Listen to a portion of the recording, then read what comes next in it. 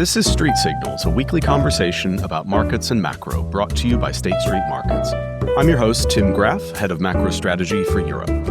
Each week, we talk about the latest insights from our award-winning research, as well as the current thinking from our strategists, traders, business leaders, clients, and other experts from financial markets. If you listen to us and like what you're hearing, please subscribe, leave us a good review, get in touch. It all helps us to improve what we offer. With that, here's what's on our minds this week. The views expressed in this podcast are those of the participants and do not reflect those of State Street. It's not an exaggeration to say that my guest this week helped drive the governing agenda of a G7 nation. That is not something I get to say for too many episodes of this podcast, and it also wouldn't be out of place to say something similar for next week either, but I digress. I'm thrilled this week to be joined by Alastair Campbell. After spending his early career in political journalism in the 1980s and early 90s, Alastair became the press secretary for Labour Party leader and then eventual Prime Minister Tony Blair, also serving as Downing Street's Director of Communications and Strategy until he left the post in 2003. More recently, he spends a lot of his time on The Rest is Politics, the most popular politics podcast in the UK, which he co-hosts with former Tory MP and Cabinet Minister Rory Stewart. Having presented on a panel that I moderated at our London research event 2 weeks ago, Alastair was kind enough to give me another 40 minutes of time, one-on-one, to expand on a few of the things that we discussed at that conference and much, much more that we didn't. Enjoy. Hi, Alastair. How are you? I'm all right. And you? I'm all right. My voice is a bit... It sounds fine. You sound very gravelly and distinguished. It's good. Okay. Yeah. I've got a lot of talking to do as well today. So we met last week at a conference, and I want to ask you the first question that I asked you then, which was, we are likely heading for what will be our seventh prime minister of the last 10 years. No party right now in the polls is commanding more than about 25 to 30%. And we see, as we saw with Labour a couple of years ago, you can have that support and get a majority, but you might not necessarily get a mandate. And I wanted to ask you, when people talk about Britain potentially being ungovernable, what elements of that do you think true and which do you think are just nonsense? No, we've got pretty strong institutions. We've got a political system that has got weaknesses, but it's also got a lot of strength. I don't buy the idea that we're ungovernable. We're difficult. We're a difficult country, and politics is really difficult everywhere right now. Yeah. But no, I don't buy the idea we're ungovernable. I think there is a danger that we're moving into a phase where, if we don't like something on TV, we can change the channel. If we went on holiday somewhere and it wasn't perfect, we can go somewhere else. I think there is a slight danger that we start to think about our politics in a sort of a kind of Netflix, Deliveroo kind of way. It's not exactly what I ordered, therefore I want something different and I want it now. I think we've got to be careful about that.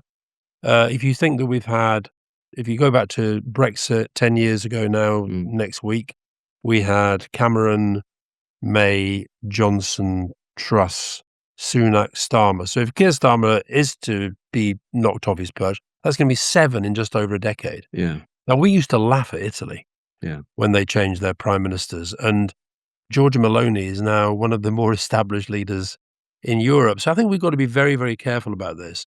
But no, it's not ungovernable. I think it's harder than it was. It's harder because the challenges are harder.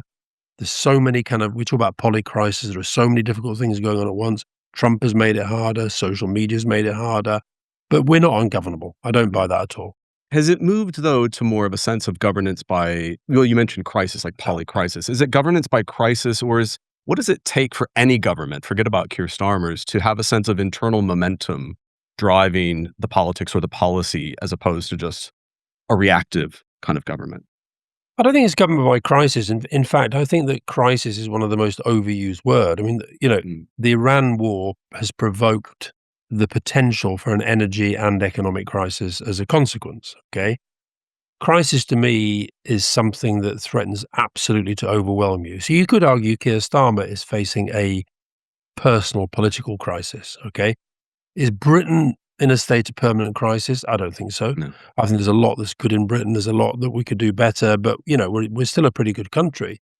So what I try to do when faced with a question like the one you just posed is, I look to people who are not giving that sense of being in that permanent crisis mode, and I say, what are they doing? And right now, I would probably look at Mark Carney. And what Mark Carney is doing is he is giving a clear sense of a forward narrative for the country. He is facing up to these difficult challenges. I mean, there he is. He was in Ireland last week. He's traveling around the world, developing alliances. Was in China not long ago, and he's openly saying, "We are in a new world. We have to build a new future." Whereas, so he's got a bigger message in which he's fitting, if you like, the crisis management. Whereas if I look at somebody, say, like Friedrich Merz in Germany, I think he started out in that way, but since then it's just become. It feels like he's sort of, batting against a difficult wind the whole time, and Yeah. Keir Starmer feels the same. You've been around a lot of political leaders. I'm wondering what personally, because Carney's majority is not huge and it's only Oh, sort of newly won as well. mm. What sort of personal qualities do you think does it take for a leader to have that, to be able to drive their internal momentum towards policy objectives? I think confidence is incredibly important. I think conviction is incredibly important. Well, let me analyze it from Mm. just literally just looking at Mark Carney, Yeah. and he's somebody I know very well. Yep. In fact, before he decided finally to go into politics and to go for it, I had a really nice day out with him. He supports Everton, I support Burnley. We went to a Burnley game, Burnley against Everton, and so we had several hours getting there, several hours getting back. Talked to him a lot. And what I'd say is he's the same person in public as he is in private. Mm. Now, you do things at the margins, he doesn't speak exactly. He might think of swearing in public, but you don't. Of course. But basically he's the same person. Yeah. So there's a deep well of understanding about the world and what he would like to do with the world that I think comes through in everything he does. And I think confidence obviously comes in part from winning, but it also comes from that sense of inner conviction and inner core. He's a good communicator, and he's a good communicator in a world in which it's difficult to be a good communicator because you're just surrounded by all this noise everywhere. Now, I'm not Canadian. I don't follow the Canadian media closely. I think maybe one thing he's got to be careful of is the whole Gorbachev syndrome of people like me and around the world saying this guy's great, and then people in Canada possibly saying, "Hey, hold on a minute, focus Yeah. more here." But when I talk about conviction and confidence, I saw him talking to some journalists and they said, you don't get worried that you're spending too much time abroad. And he said, I get worried that I'm not spending enough time abroad Mm. because this is such a big part of the job right now. And I think that confidence of not feeling he had to say, yeah, I understand, I'm here for the Canadians, and, do the job, be seen to do the job, and do it from a well of conviction. I think that's the best thing you can do. Yeah. One of the questions I wanted to talk about as well was the political element of social media, but also just thinking about him or other leaders. I mean, Trump's the obvious one when you think about social media and its effect on the political process. And is it a sense, do leaders like that just need to rise above what social media brings to the table in terms of political discourse at this point? They have to try. They have to try, and it's hard. It's not straightforward, but they have to try. I mean, I think that social media has definitely accelerated this sense of negativity about Yeah. politics. They're all the same. They're all liars. I mean, any high profile political figure today, anything you say straight away, if you're Keir Starmer, if you're Macron, if you're Khan, if you're Merz, anything you say straight away is absolutely under assault Mm. from people who want to say that you are bad. They want to say that what you're saying is not true, whatever. I think you have to live with it. Yeah. No, there are things you can do at the margins to change it. So I think actually Keir Starmer, we're talking at a time he just announced there's going to be a ban on social media for under 16-year-olds. That sends a cultural message and it changes.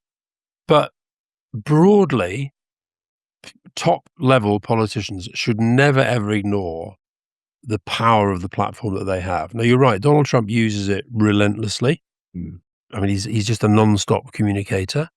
Other politicians use it, I would say, less relentlessly, and probably they've got more balance in their politics and their, the balance between communicating and doing the job. Communication is a big part of the job. You sometimes get the feeling with Trump that it's the only part of the job. And then I go back to the main point made about Mark Carney. That means that every time you're on the television or on your phone communicating or at an event, in a sense, you're you can't control the outcome of your communication, but it's all part of a big picture that you're trying to paint. Mm. And the ones who do it well, I think they have that mindset. I thought about this over the weekend actually in preparing. You, of course, worked at Number 10. Tabloid media culture in this country has been around well before that time, but you worked Yeah. during what I would kind of consider the apex of tabloid media culture. And I'm wondering what lessons you took from that, what similarities you see to the world today as far as political media, and also what's different. How did that background kind of help you think about today's environment? I mean, I think you have to see it in the context of it being a continuum Yeah. where the change has come very, very quickly, but some of the fundamentals are exactly the same as they were. So let me just say what I mean by that. So I started out as a journalist in the early 80s, okay? I trained on a local paper because that's what most people did. Then I worked for a national.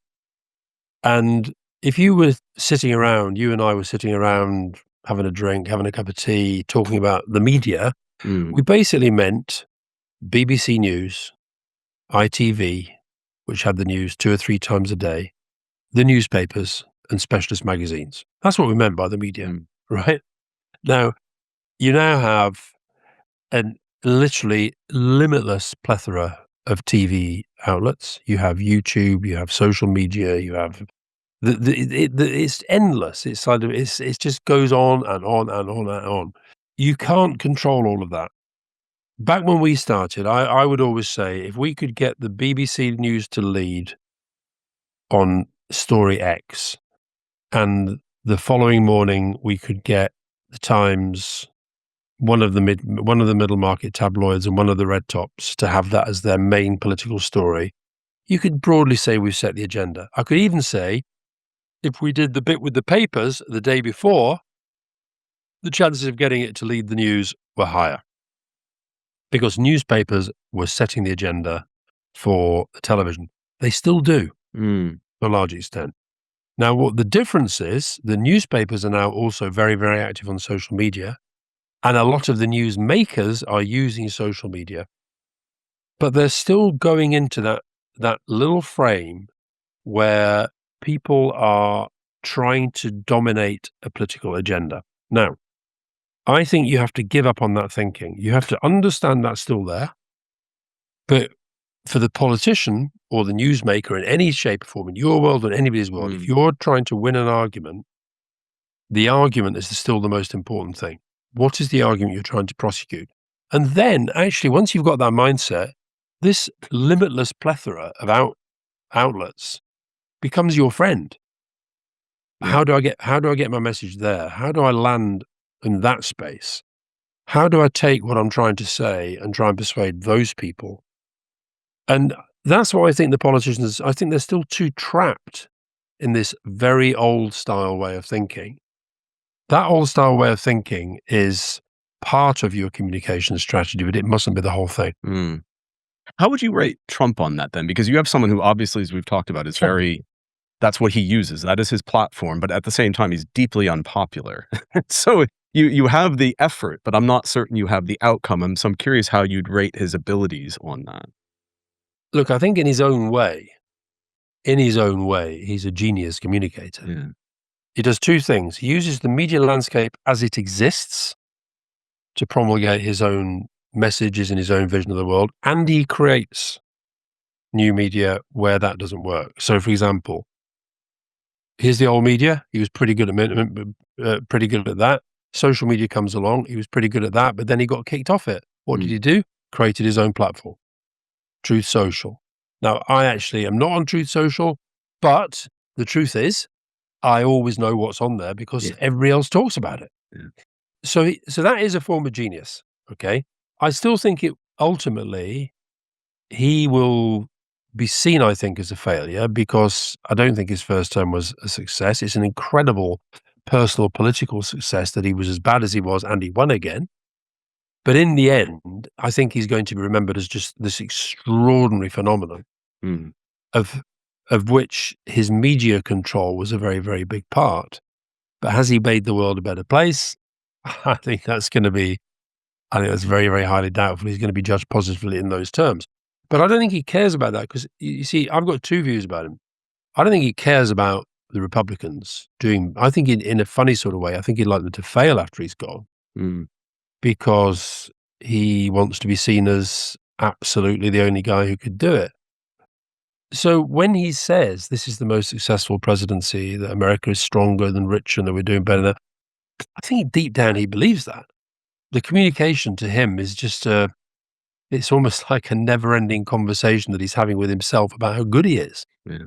That's what drives him. It's very, very strange, but purely the capacity he has to dominate the conversation is just off the scale. Mm. Mm. Well, you mentioned Brexit earlier. We are, I think it's this week, Yeah, that we're 10th approaching anniversary. the 10th anniversary. Sort of a red letter day for populism, as was his election in 2024. And I'm just wondering what your thoughts on populism as a force, a political force, are if we're near the end stages of it. I mean, we still have Reform here doing very well in the polls, and if there were a snap election today, maybe likely to be the next government. But we are now 10 years into this populist moment. I'm wondering if you have thoughts on, is this approaching any stage of burnout, or is it just really beginning? It's hard to answer that because I said to you earlier, Rory Stewart and I've just been interviewing Malcolm Turnbull, former Prime Minister of Australia, for our podcast. Yeah.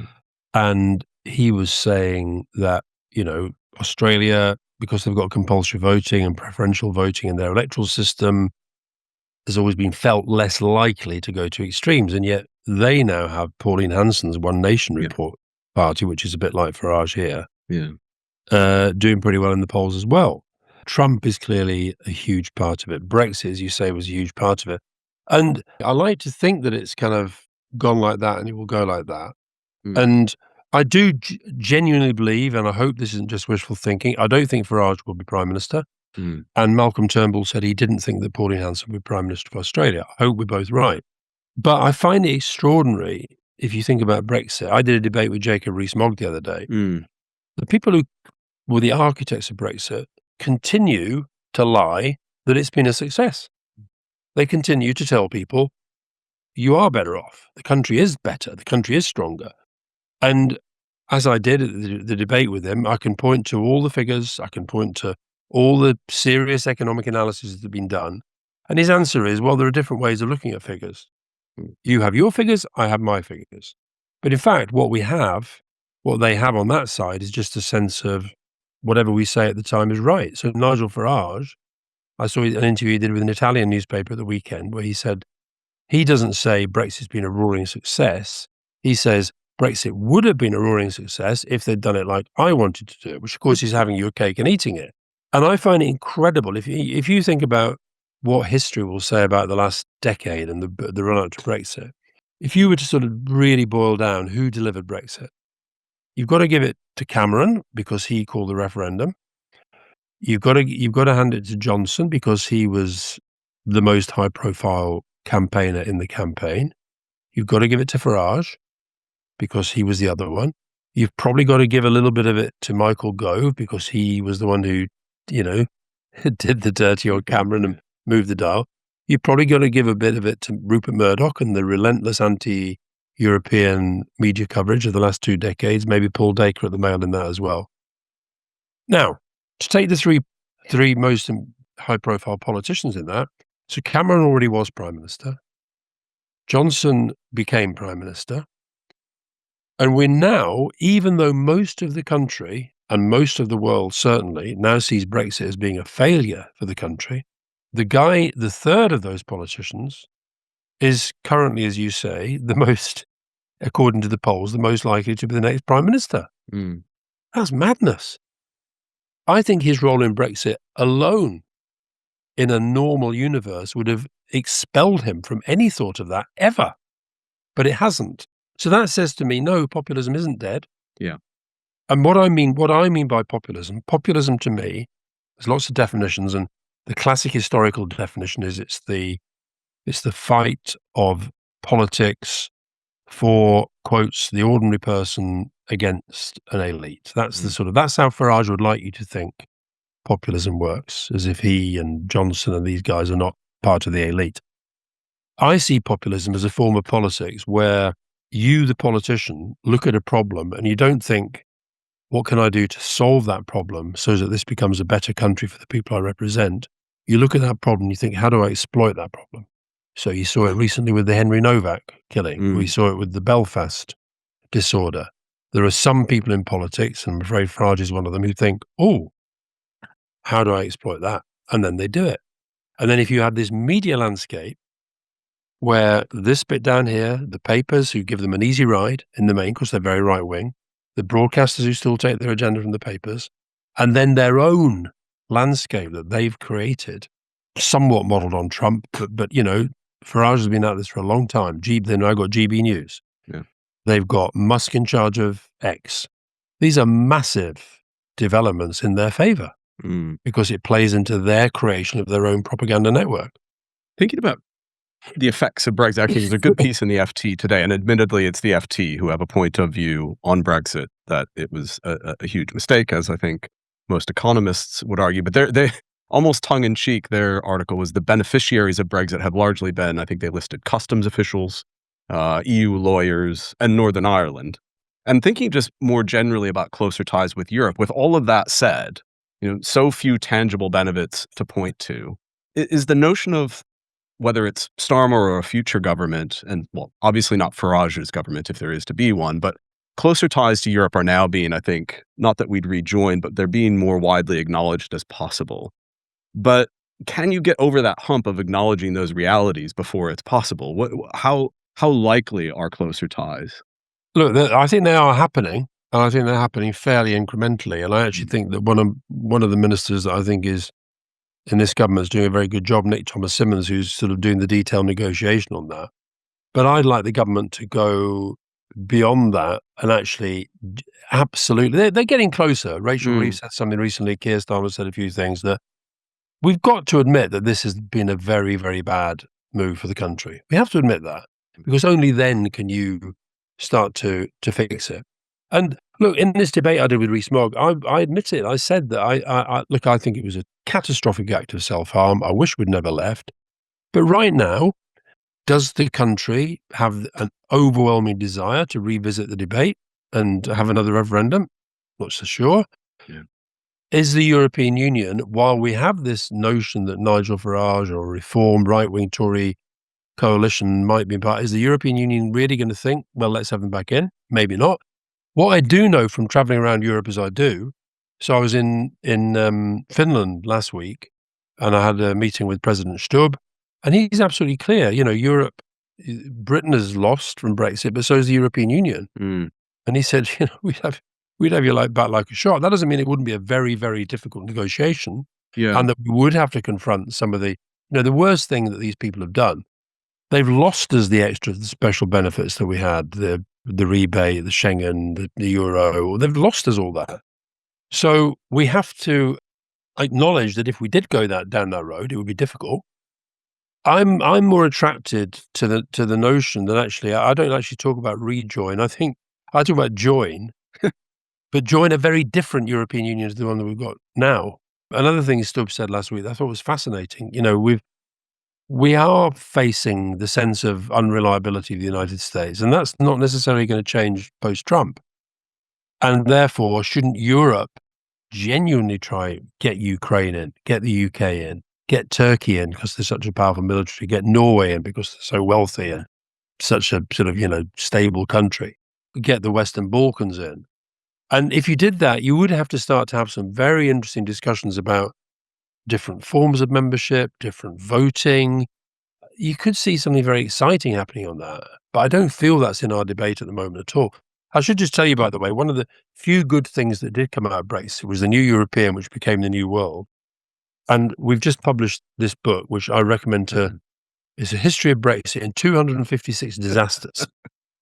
I've written the forward. It's a guy called John T. Bloom, ex-BBC guy. When you see it all, it's very, very, it's written very soberly. But whether it goes through the chemicals industry, it goes through the car industry, it goes through music and arts, and it goes through defense, it goes through on so many of these areas, we have damaged ourselves. Now, unless we admit that, how can you make the change? Yeah, it comes down to sort of human emotion, I guess, and that's very hard to appeal to or sway when the fact. But in the end, politics is about persuasion. That's what it's about. Yeah. Well, actually, let's focus a little bit on the politics of the day. And I should say to those listening, the Makerfield by-election result will probably be known by the time this goes out next week. In all likelihood, it will be Andy Burnham winning the seat. So then, Alastair, I wanted to think about the future from there. Assuming he's in that position, what does the landscape then look like as far as a leadership challenge, and over what time frame does that take? And how likely is he to be in the seat as prime minister, say, by the end of the year? What are your thoughts on that? Look, I haven't spoken to Andy Burnham about his plans. I've spoken to Andy Burnham about all sorts of things, but I haven't spoken to Andy Burnham about his plans. It's a big thing to come in. Yes, he's got a political story to tell from his past and mayor of Manchester and all that. I think he'll have two competing pressures. I think one will be he'll have people around him who say, look, strike while the iron's hot, never a good time, do it now. Then he's got to show that he has the parliamentary support to do that. Others may decide they want to have a go as well, and they would have to show likewise. Do they have the parliamentary support to go for it? When it will be exactly, I don't know. Bearing in mind it's the MPs who choose the candidates, and it's the members then who vote for them. The resignation last week of John Healey I wanted to ask about, insofar as obviously, well, yeah, you tell me. I mean, it looked to be a sort of political body blow for Starmer, but in resigning and highlighting the spending challenges on defense, it struck me it could be as much of a body blow for Labour itself, because they have this tension on spending that I wanted to ask about next. But just on that incident in particular, that highlighting of defense spending priorities, is that something any prime minister can articulate adequately? Look, I thought it was a big blow because John Healey's been defense spokesman in opposition and Secretary of State for Defense through the entirety of Keir Starmer's leadership. He's been an MP since 1997. He is very much a kind of team guy. Yeah. And it came out of the blue. Now, these things never come normally they never come totally out of the blue. And there were murmurs that he wasn't happy with the Treasury settlement, etc. But I think anything that allows anybody, either on your own side or then leapt upon by your opponents, to say that you can't be trusted with national security and defense, that's a bad blow. But interestingly, I thought that two things that really struck me in the aftermath. The first was that Keir Starmer again came straight out and defended himself. This is what we're spending. And there was a bit of an inconsistency because the first half of John Healey's resignation letter was kind of full of stuff that we've done together and it's made the country stronger, safer. A lot of it related to this very specific proposal that they'd been discussing about essentially finding ways of getting more money for defense that weren't offending the so-called fiscal rules. But the other thing that interested me was Meg Hillier, who's the chair of one of the select committees, who had been very, very, very critical of the welfare cuts back in the day. Yeah. Where Labour, in fact, you were saying to me, I mentioned our discussion on the podcast the other day, where you were saying to me that where you felt a lot of your fraternity lost it with the government was when they said they were going to bring in the welfare reforms and then they backed down and faced a rebellion. Interestingly, I noted in one of the newspapers, Meg Hillier saying that actually, because of the defence and security situation, she might actually take a different view. So, and Pat McFadden, who's in charge of welfare, I see he's in the media today saying he stands by the basic approach is we've got to stop thinking about welfare as how much benefit can I give you, and we have to start thinking far more, how do I help you to become a productive citizen within the economy? So that actually if that change came, that could be a net positive out of this. But generally, losing your defense secretary when you're fighting some really difficult military situations, not good. Yeah. I mean, that was, when I was speaking about it to people here, that was actually my initial reaction. Of course, not good, but the longer term, if this can refocus the politics of whether it's the Labour Party or just, well, I think all parties have had a desire to, the Tories weren't that much different, a desire to kind of grow the state. Yeah. But the discipline that the bond markets impose on governments, and indeed, gilt yields did start to go up relative to, say, U.S. yields around the time of the welfare reform episodes. It introduced or it reintroduced this tension between chancellors and the gilt market, that quasi-quartang found out to his detriment, and then Rachel Reeves it has found out to her detriment. Unless you start to embrace making this pivot that you've just mentioned, is that all it's going to take is a pivot, or what aspects of government need to be there for markets to take more confidence from them? Well, it was very interesting to me. I think I said this when we did our event together. I thought it was really interesting that because Andy Burnham had said something in the past, essentially, I'm paraphrasing now, but we've got to stop bowing down to the bond markets. That's not what he said, but that was the sentiment that was taken from it. It was interesting how almost at the start of this campaign, which is a by-election campaign, where part of his message is, I'm just fighting for a local campaign, was actually that he put out a message that was 100% aimed at trying to land on the front page of the Financial Times, which is exactly where it landed. Yeah. And essentially it was saying, that was misrepresented and you have to live in the real world and this is part of the real world and that's why fiscal discipline matters so much. So I thought it was very interesting that he felt the need to do that at that time. Yeah. And it quietened those people within the Labour Party who were saying, Andy's going to come in and show the markets who's boss kind of thing. You do have to live in the real world. And I think that the specific thing that I was talking about in relation to this whole defence debate that's been going on is this, and this is, I think, where John Healey was coming from in explaining to his colleagues why he felt pushed to resignation, is because he was trying to join in with these negotiations that I think were being led by the Canadians for this Defence Security Resilience Bank. And in other words, that there were, in his letter where he referred, there were other ways of getting more into defence which we have not been able to sort of persuade them of. And the Treasury, meanwhile, hit back and said, well, we never had an official request for it and blah, blah, blah, blah, blah, blah. And this fund, as I understand it, is going to be launched at the NATO summit. So maybe that is something that can be revisited because we are going to have to, there's no doubt about this, we are going to have to spend more on defence. And I think broadly the Parliament and the public accept that. How you do it and what are the trade-offs that you make, that's where the tough politics and the leadership comes in. Yeah. Alastair, I'm conscious of your voice. You've got a big day ahead, but I did have one more question, and it's to do with kind of this marriage of fiscal and monetary policy. And I don't often like to ask people for war stories about their past, but actually you brought up last week when we met the independence of the Bank of England, how that was kind of a signature policy, and we're now approaching 30 years of it. And you currently have this dialogue, and I think it's only sort of below the surface. Louise Hay had a piece about the sort of better, talking about the better coordination between monetary and fiscal policy, which kind of gives questions over the bank's independence. But I wanted to just take a step back, go back to 1997 and being in the room when it happened. Just talk about your thoughts around that. What drove it and what was that like? And how big of a policy priority was it for New Labour coming in? I think I said at our event that when you speak to people in focus groups and whatever, and you say to them, what was the first thing that Keir Starmer's government did? Okay. And they'll often say winter fuel payment. Yeah. Right. No, it wasn't. That was some way in. But these big moments really, really, really matter. So when you say how important was it, it was very, very important because I think signature policy is a very good way of putting it because it was a way of signaling real change.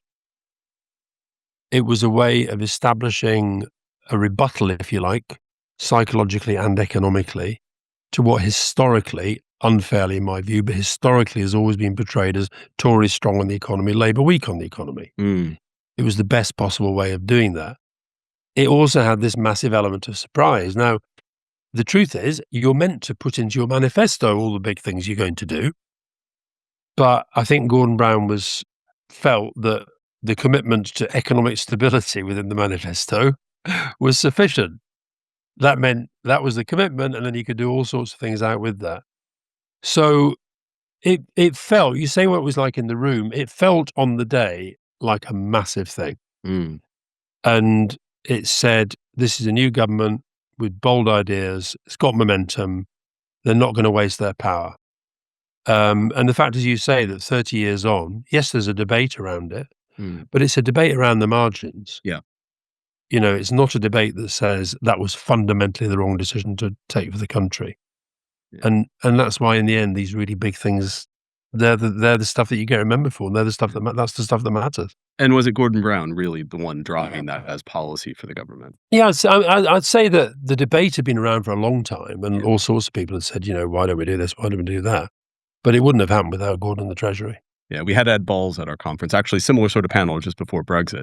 Yeah. He and Norman Lamont, and I know he was quite heavily involved with that, with the with the 5 tests. Yeah. Well, the great thing about Gordon and his politics is that he always made sure the tests were set very carefully. You get the right answers. Yeah, something like that, Yeah, well, we've gotten so many good answers. I keep checking my screen to make sure this is in fact recording. It isn't like a fever dream of mine, but Alastair Campbell, it has been so fascinating to meet you the last couple of weeks. So great to chat, and very much appreciate the time you've given us today. My pleasure. Thanks for listening to Street Signals. Clients can find this podcast and all of our research at our web portal, Insights. There, you'll be able to find all of our latest thinking on markets, where we leverage our deep experience in research on investor behavior, inflation, media sentiment, and risk, all of which goes into building an award-winning strategy product. And again, if you like what you've heard, please subscribe wherever you get your podcasts and leave us a review. We'll see you next time.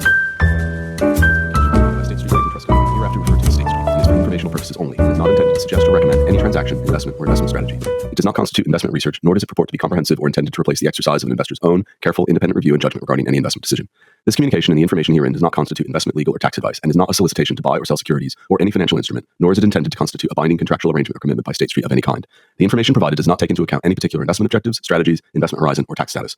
The views expressed herein are the views of State Street as of the date specified and are subject to change without notice based on market and other conditions. The information provided herein has been obtained from sources believed to be reliable at the time of publication. Nonetheless, we make no representations or assurances that the information is complete or accurate, and you should not place any reliance on said information. State Street hereby disclaims any warranty and all liability, whether arising in contract, tort, or otherwise, for any losses, liabilities, damages, expenses, or costs, either direct, indirect, consequential, special, or punitive, arising from or in connection with any use of this communication and/or the information herein.